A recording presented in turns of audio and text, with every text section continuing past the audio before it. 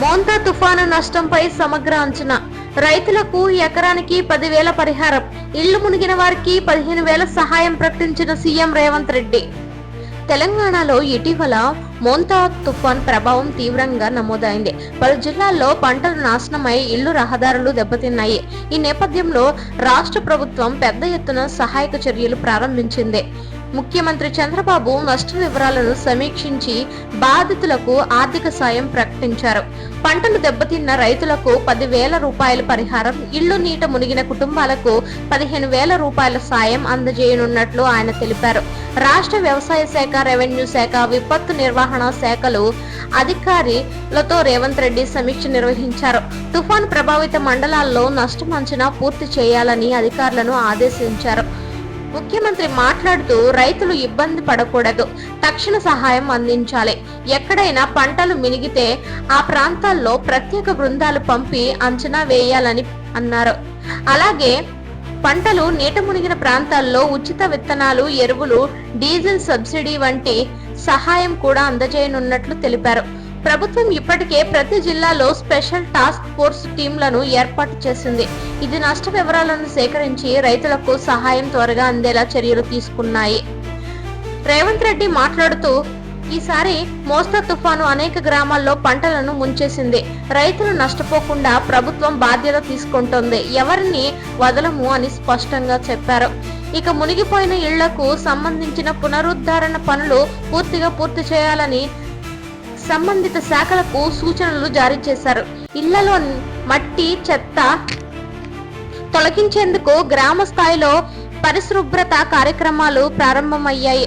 రేవంత్ రెడ్డి సమీక్ష అనంతరం మీడియాతో మాట్లాడుతూ, ప్రభుత్వం ప్రజలతో ఉంది. ఎవరి ఇల్లు మునిగినా, ఎవరి పంట పోయినా తక్షణ సాయం అందుతుందని, 10 రోజుల లోపు ప్రతి బాధిత కుటుంబాల్లోకి డబ్బు చేరేలా చర్యలు తీసుకుంటామని అన్నారు. రాష్ట్ర విపత్తు నిర్వహణ శాఖ నివేదిక ప్రకారం సుమారు 3.5 లక్షల ఎకరాల్లో పంటలు దెబ్బతిన్నాయి. ప్రధానంగా వరి, మొక్కజొన్న, పత్తి వంటి పంటలు ఎక్కువగా నష్టపోయాయి. రాష్ట్ర ప్రభుత్వం కేంద్రానికి కూడా నివేదిక పంపింది. కేంద్ర సహాయం కోసం సమగ్ర అంచనా నివేదికను రూపొందించాలని రేవంత్ రెడ్డి ఆదేశించారు. వర్ష ప్రభావిత జిల్లాలు ఖమ్మం, భద్రాద్రి కొత్తగూడెం, వరంగల్, మేడ్చల్, నల్గొండ మరియు మహబూబాబాద్ జిల్లాలు అత్యంత ప్రభావితంగా గుర్తించబడ్డాయి. ఈ జిల్లాల్లో రహదారులు దెబ్బతినడం, విద్యుత్ అంతరాయం, తాగునీటి సమస్య వంటి ఇబ్బందులు ఇంకా కొనసాగుతున్నాయి. ప్రభుత్వం ఈ ప్రాంతాల్లో తాత్కాలిక వసతి కేంద్రాలు, ఉచిత ఆహారం మరియు మెడికల్ క్యాంపులు ఏర్పాటు చేసింది. రాష్ట్ర విపత్తు శాఖ అధికారులు తెలిపారు. మొత్తం నష్టం అంచనా పూర్తయిన తరువాత కేంద్ర బృందం సమీక్షలో వివరాలు సమర్పిస్తామని అన్నారు.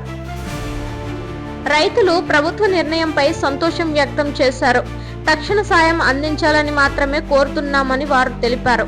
ముఖ్యమంత్రి రేవంత్ రెడ్డి మాట్లాడుతూ, ప్రతి రైతు ముఖంలో మళ్లీ నవ్వు రావడం వరకు మేము పనిచేస్తాం. ప్రభుత్వం రైతు పక్షమే ఉందని భరోసా ఇచ్చారు. మొత్తం మీద మోంతా తుఫాను వల్ల వచ్చిన భారీ నష్టాన్ని ప్రభుత్వం వేగంగా ఎదుర్కొంటోంది. పరిహారం, పునరావాస చర్యలతో బాధితుల గుండెల్లో ఆశ నింపే ప్రయత్నం కొనసాగుతోంది. రైతులకు 10,000 పరిహారం, ఇళ్లు మునిగిన వారికి 15,000 సాయం. సీఎం రేవంత్ రెడ్డి తీసుకున్న నిర్ణయం ప్రజల్లో నమ్మకాన్ని పెంచింది. మోంతా తుఫాను ప్రభావం తగ్గినా ప్రభుత్వ సహాయం ఇంకా కొనసాగుతోంది.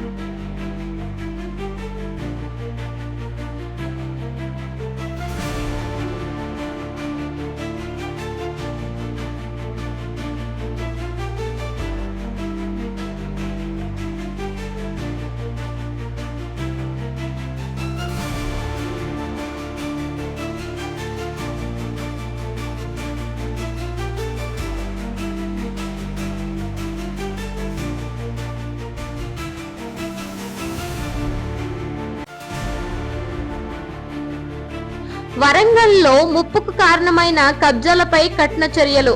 స్మార్ట్ సిటీ పనులపై దృష్టి పెట్టాలని అధికారులకు సీఎం రేవంత్ ఆదేశాలు. ఇటీవల మోంతా తుఫాన్ ప్రభావంతో వరంగల్ నగరంలో తీవ్ర ముప్పు సమస్యలు ఎదురయ్యాయి. అనేక కాలనీలు, రహదారులు నీట మునిగాయి. ఈ పరిస్థితిపై సీఎం రేవంత్ రెడ్డి ఆగ్రహం వ్యక్తం చేశారు. ముప్పుకు కారణమైన నగరంలోని కబ్జాలు, చెరువులలో అక్రమ నిర్మాణాలు, నాలాలపై నిర్మించిన ఇళ్లను గుర్తించి కఠిన చర్యలు తీసుకోవాలని ఆయన అధికారులను ఆదేశించారు. రేవంత్ రెడ్డి వరంగల్ నగరంలోని ముప్పు పరిస్థితులపై వీడియో కాన్ఫరెన్స్ ద్వారా సమీక్ష నిర్వహించారు. Municipal revenue, smart city project అధికారులతో కలిసి ముప్పు ప్రాంతాల పరిస్థితులు, ప్రజల ఇబ్బందులపై చర్చించారు. సమావేశంలో సీఎం స్పష్టంగా తెలిపారు, ప్రజల ఇబ్బందులకు కారణమైన అక్రమ కబ్జాలు ఎవరినైనా వదిలిపెట్టం. చెరువులు, వాగులు మళ్లీ సజావుగా చేయాలి. ముప్పు సమస్యలకు శాశ్వత పరిష్కారం కనుక్కోవాలని ఆదేశించారు. అధికారులు స్మార్ట్ సిటీ ప్రాజెక్ట్ కింద చేపట్టిన పనులు పురోగతిని వివరించారు. దీనిపై సీఎం రేవంత్ రెడ్డి అసంతృప్తి వ్యక్తం చేశారు. వర్షాలు పడితే నగరం మునిగిపోకూడదు. డ్రైనేజ్, స్టోర్మ్ వాటర్ లైన్స్ పూర్తి చేయాలి. స్మార్ట్ సిటీ అంటే కేవలం బోర్డులు కాదు, ప్రజలు సురక్షితంగా ఉండే నగరం కావాలని అన్నారు.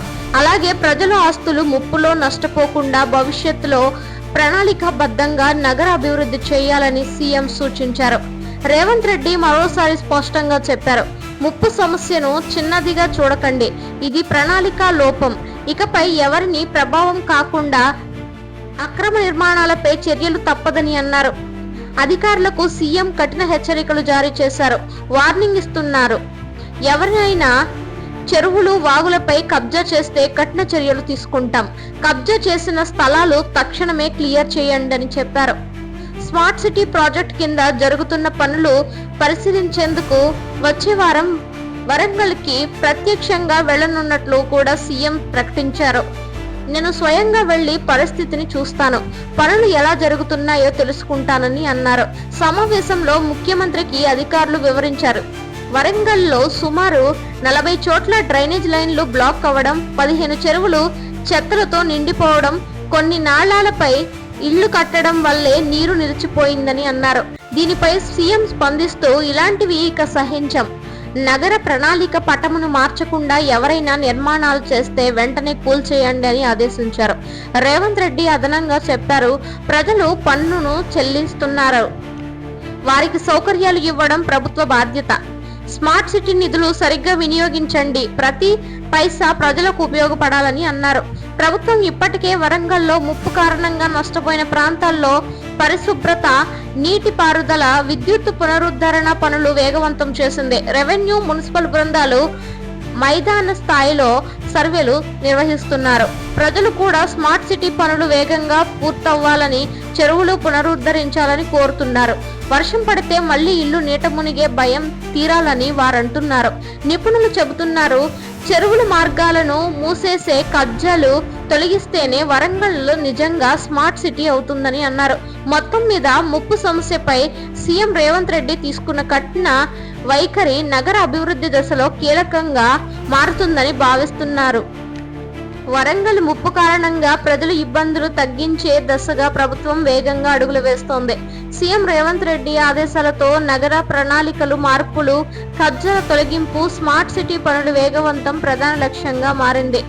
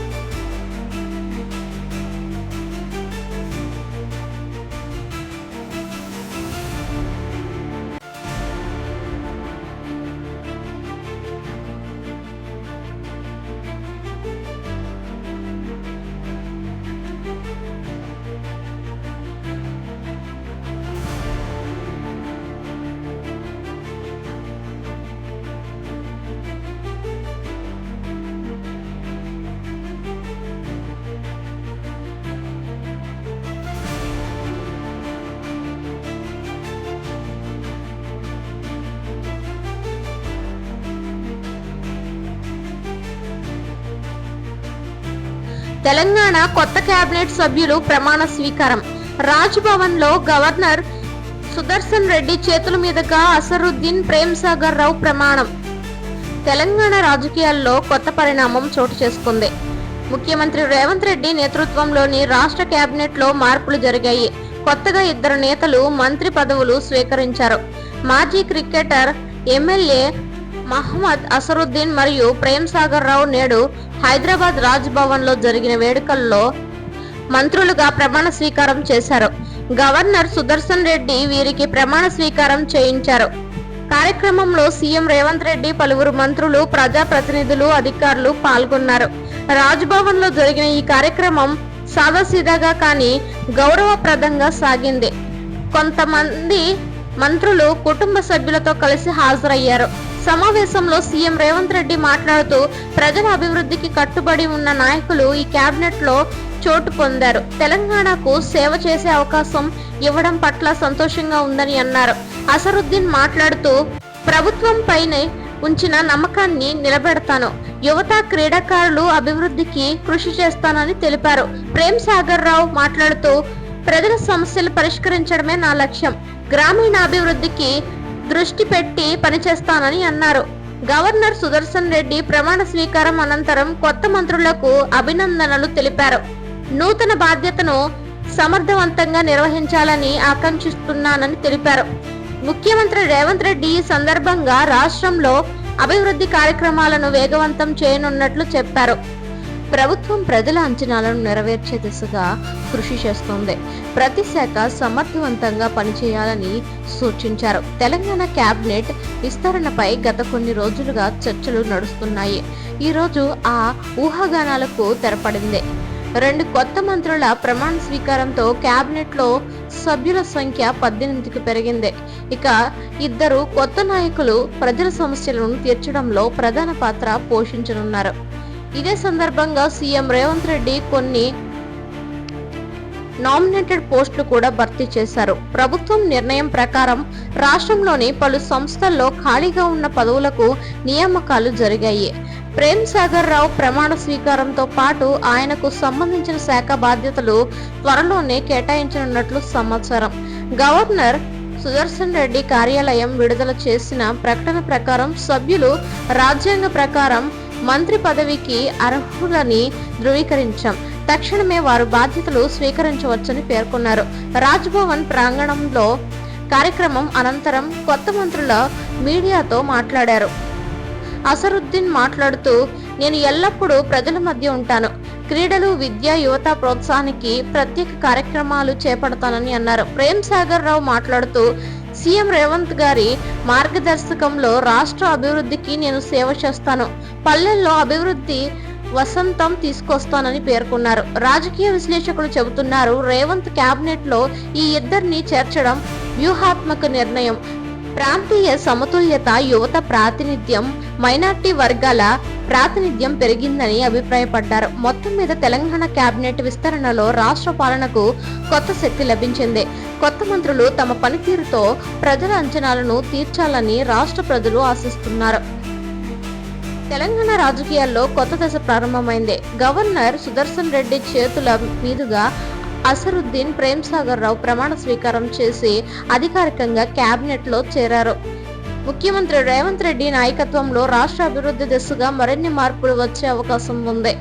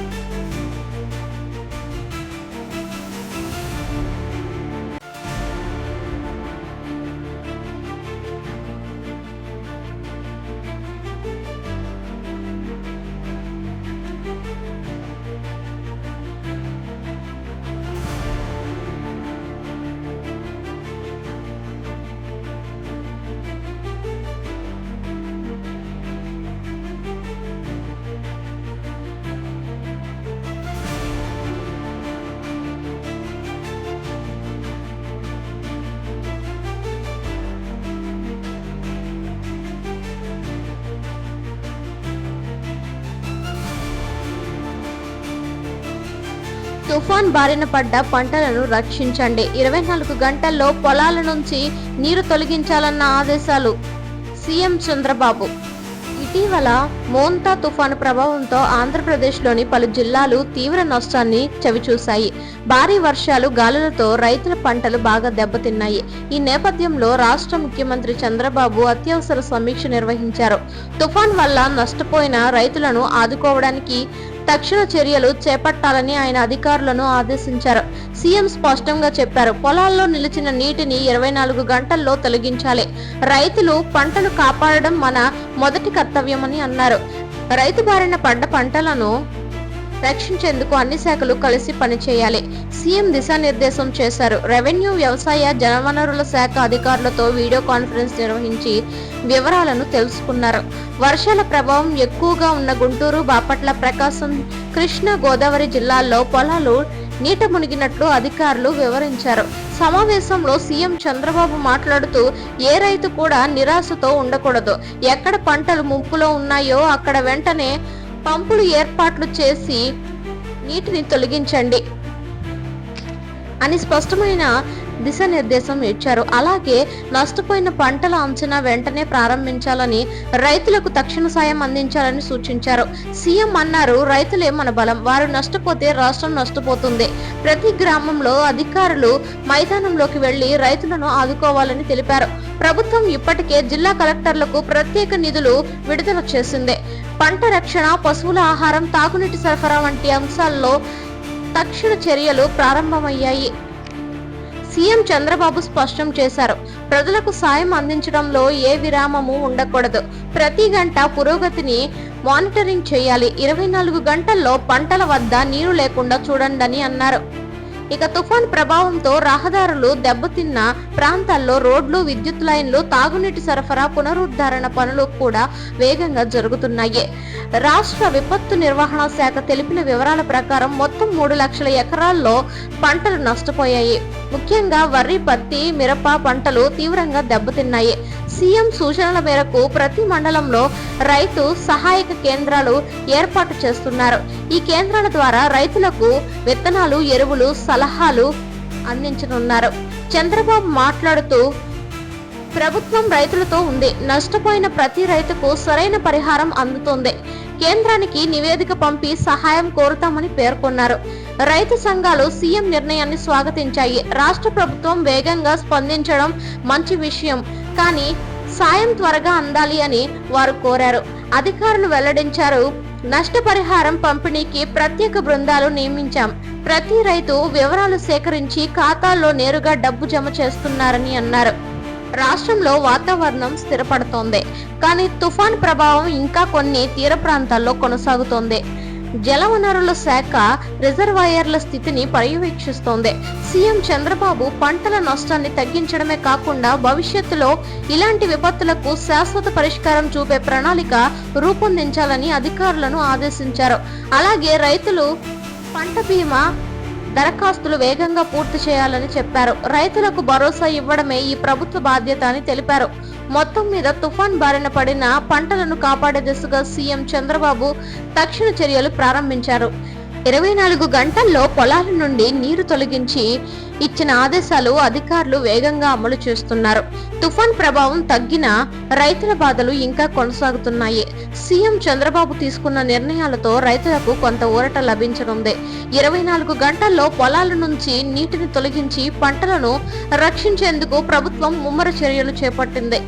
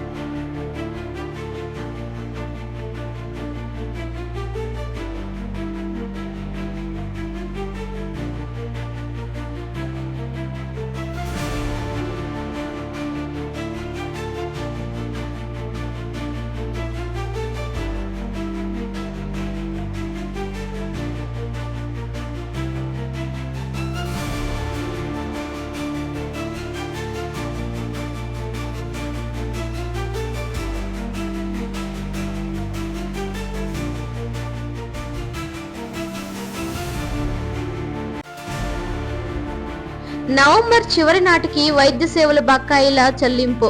ఎన్టీఆర్ వైద్య సేవల పునరుద్ధరణకు గ్రీన్ సిగ్నల్ ఇచ్చిన ఏపీ ప్రభుత్వం. ఆంధ్రప్రదేశ్ ప్రభుత్వం కీలక నిర్ణయం తీసుకుంది. ఎన్టీఆర్ వైద్య సేవల పథకం కింద బకాయిల చెల్లింపు నవంబర్ చివరి నాటికి పూర్తవుతాయని ప్రకటించింది. వైద్య ఆరోగ్య శాఖ అధికారులు వెల్లడించిన వివరాల ప్రకారం ప్రైవేట్ ఆసుపత్రులకు ప్రభుత్వం చెల్లించాల్సిన బకాయిలు 1200 కోట్లకు పైగా ఉన్నట్లు తెలిసిందే. ఈ బకాయింపు చెల్లింపుకు ప్రభుత్వం అంగీకరించింది. ఈ నిర్ణయంతో కొంతకాలంగా నిలిచిపోయిన ఎన్టీఆర్ వైద్య సేవలు మళ్లీ పునరుద్ధరించబడుతున్నాయి. రాష్ట్ర వ్యాప్తంగా ప్రైవేట్ ఆసుపత్రుల సంఘం AHPI సమావేశమై ఈ నిర్ణయాన్ని స్వాగతించింది. వారు ప్రకటించారు, ప్రభుత్వం బకాయిల చెల్లింపుకు హామీ ఇచ్చినందున నవంబర్ మొదటి వారం నుంచే చికిత్స సేవలు పునరుద్ధరిస్తామని అన్నారు. ఇటీవలి నెలల్లో బకాయిల చెల్లింపులో ఆలస్యం కారణంగా అనేక ప్రైవేట్ ఆసుపత్రులు ఎన్టీఆర్ వైద్య సేవల పథకం కింద చికిత్సను తాత్కాలికంగా నిలిపివేశాయి. దీనివల్ల పేద ప్రజలు తీవ్ర ఇబ్బందులు ఎదుర్కొన్నారు. ఇప్పుడు ప్రభుత్వం తీసుకున్న ఈ నిర్ణయం వలన పేద ప్రజలకు మళ్లీ ఉచిత వైద్యం అందుబాటులోకి రానుంది. సీఎం చంద్రబాబు ఈ విషయంలో సమీక్ష నిర్వహించి తక్షణ చర్యలు తీసుకోవాలని అధికారులను ఆదేశించారు. ప్రజల ఆరోగ్యంపై ఎలాంటి రాజీ ఉండకూడదు. బకాయిలను వేగంగా చెల్లించి ఆసుపత్రిలో సహకారం కొనసాగించాలని సీఎం పేర్కొన్నారు. వైద్య ఆరోగ్య శాఖ మంత్రి మాట్లాడుతూ, ఎన్టీఆర్ వైద్య సేవలు ప్రజల హక్కు. ప్రైవేట్ ఆసుపత్రులు మళ్లీ ఈ పథకం కింద సేవలు ప్రారంభించాలన్నది మా లక్ష్యం. నవంబర్ చివరి నాటికి మొత్తం బకాయిలు చెల్లిస్తామని అన్నారు. అధికారుల ప్రకారం మొదటి విడతలో 600 కోట్లు వచ్చే వారంలో లోపు విడుదల చేయనున్నారు. మిగతా మొత్తాన్ని నవంబర్ చివరి వారంలో చెల్లించనున్నారు. ప్రైవేట్ ఆసుపత్రుల ప్రతినిధులు తెలిపారు, ప్రభుత్వం ఇచ్చిన హామీతో మేము సంతృప్తిగా ఉన్నాము. ఇకపై ఎటువంటి అంతరాయం లేకుండా సేవలు కొనసాగిస్తాం. పేదలకు చికిత్స అందించడమే మా ప్రధాన బాధ్యత అని చెప్పారు. ఎన్టీఆర్ వైద్య సేవల కింద ప్రతి సంవత్సరం లక్షలాది మంది పేద ప్రజలు ఉచిత చికిత్స పొందుతున్నారు. ఈ పథకం ద్వారా హృదయ శస్త్రచికిత్సలు, మూత్రపిండ చికిత్సలు, క్యాన్సర్ చికిత్సలు, ప్రసవ సేవలు వంటి ముఖ్య సేవలు అందించబడుతున్నాయి. ఇటీవల కాలంలో బకాయిల సమస్యల కారణంగా పథకం అంతరాయం కలిగింది. అనేక జిల్లాల్లో రోగులు ప్రైవేట్ ఆసుపత్రుల వద్ద తిరస్కరణకు గురయ్యారు. ఇప్పుడు ప్రభుత్వం చెల్లింపుల నిర్ణయంతో ఈ సమస్య పరిష్కారమవుతుందని భావిస్తున్నారు. సీఎం చంద్రబాబు స్పష్టం చేశారు, ప్రభుత్వం ఇచ్చిన హామీ తప్పకుండా నెరవేరుతుంది. ఎవరు వైద్య సేవల కోసం ఇబ్బంది పడకూడదు. ప్రతి ఆసుపత్రి ప్రజలతో మనసు పెట్టి పనిచేయాలని అన్నారు. అదే సమయంలో ప్రభుత్వ వైద్య పథకాల పర్యవేక్షణకు ప్రత్యేక కమిటీని ఏర్పాటు చేయాలని నిర్ణయించింది. ఈ కమిటీ ప్రతి నెల బకాయిల స్థితిని సమీక్షించి నివేదిక ఇవ్వనుంది. రాష్ట్ర వ్యాప్తంగా ఉన్న ప్రజలు ఈ నిర్ణయాన్ని హర్షంతో స్వాగతిస్తున్నారు. ఎన్టీఆర్ వైద్య సేవల పథకం పేదలకు పెద్ద ఆశగా నిలిచింది. ప్రభుత్వం తీసుకున్న ఈ నిర్ణయం వేలాది కుటుంబాలకు ఊరట కలిగించింది. ప్రైవేట్ ఆసుపత్రులు సేవలు పునరుద్ధరించడం వలన మళ్లీ ప్రజలకు ఆరోగ్య భద్రత అందనుంది.